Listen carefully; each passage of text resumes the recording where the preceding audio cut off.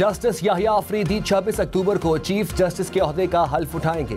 सदर आसिफ अली जरदारी के दस्तखत के बाद वजारत कानून ने बतौर चीफ जस्टिस तैनाती का नोटिफिकेशन जारी कर दिया। जस्टिस याहिया अफरीदी की तैनाती 3 साल के लिए की गई। पार्लिमानी कमेटी ने 2/3 अक्सरियत से चीफ जस्टिस की तकर्री के लिए जस्टिस याहिया अफरीदी के नाम की मंजूरी दी थी।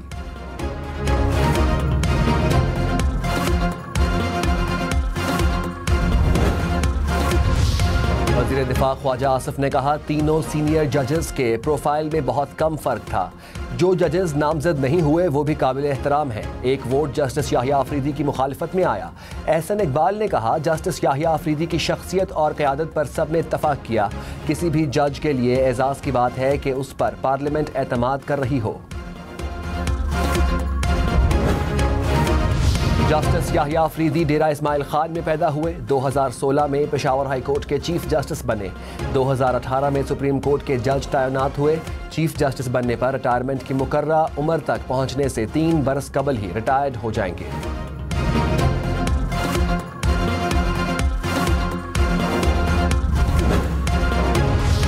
26वीं आईनी तरमीम के तनाजुर में आईनी सवाल के केसेस आईनी बेंचेस सुनेंगे। सुप्रीम कोर्ट ने बरतरफ मुलाजमीन बहाली दरखास्तें आईनी बेंचेस को भेज दी। जस्टिस मंसूर अली शाह ने कहा, केस में आईनी सवाल है। आईनी तरमीम में कहा गया आईनी केसेस आईनी बेंचेस सुनेंगे। आला बेंचेस बनेंगे, वही तायुन करेंगे। जस्टिस आयशा मलिक ने कहा, ये केस अहम है, आईनी बेंच ही सुनेगा। वजारत पेट्रोलियम के साथ मुलाजमीन ने हाई कोर्ट फैसले के खिलाफ सुप्रीम कोर्ट से रुजू किया था।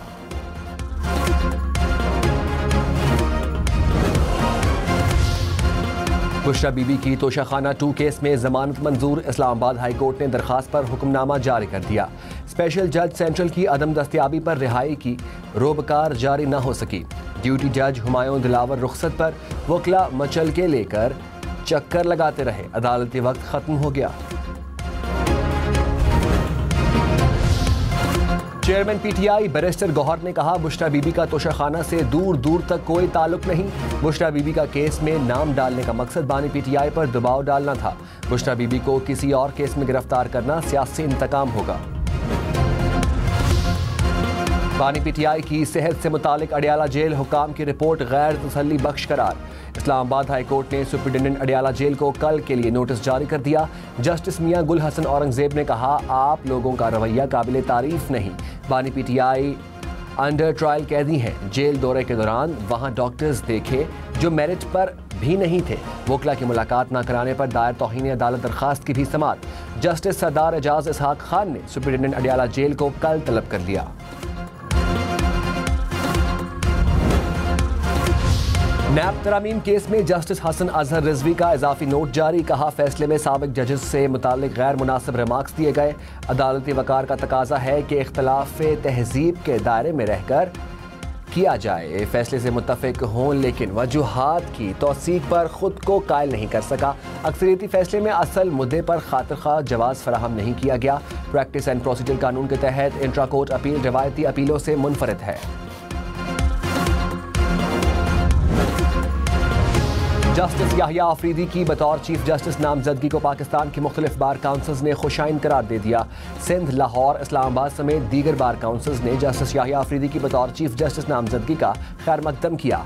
बार काउंसिल्स की अपने भरपूर ताउन की यकीन दहानी।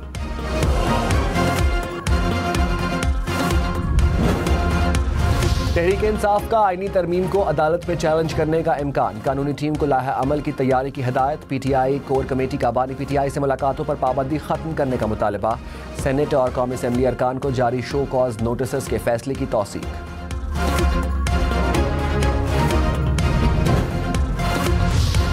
रहनुमा पीटीआई जैन कुरैशी ने कहा, तहरीक इंसाफ के साथ था, हूं और रहूंगा। तरमीम के हक में वोट नहीं दिया, पार्लियामेंट नहीं गया, दबाव के बावजूद वोट देने से इनकार किया। शो कॉज नोटिस का जवाब दूंगा, शवाहिद फराहम करूंगा। बानी पीटीआई मेरे मुस्तकबिल का फैसला करे, उनके किसी भी फैसले को कबूल करूंगा।